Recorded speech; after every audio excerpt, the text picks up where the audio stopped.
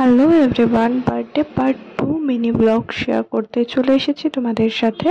তো দেখতেই পাচ্ছ বিকাল থেকে ডেকোরেশন করা স্টার্ট হয়ে গেছে, আর এদিকে বিরিয়ানির তোড়জোড় কিন্তু জমিয়ে চলছে।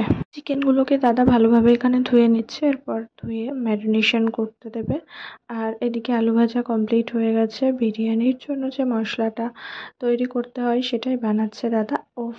আর এই দেখো চিকেনগুলো জাস্ট অসাধারণ লাগছে, মনে হচ্ছে শুধুই খেয়ে নেই এরকমভাবে। ঝটপট করে আমি এখানে রেডি হয়ে নিলাম।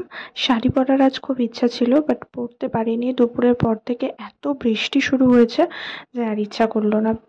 এই দেখো আমাদের বার্থডে বয় ফুল রেডি হয়ে হাতে ছুরি নিয়ে দাঁড়িয়ে আছে, কখন কেকটাকে কাটবে। ওকে বলা হয়েছে একটু স্মাইল করো, তোমার ফটো তুলছে সবাই।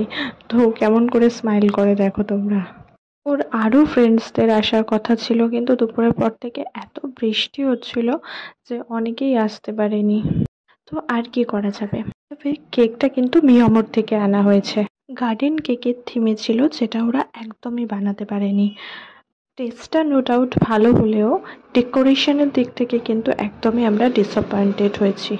আর এই হলো বিরিয়ানি। আর ওদিকে দেখাও, হ্যাঁ, চিকেন চাপের ফাইনাল লুক।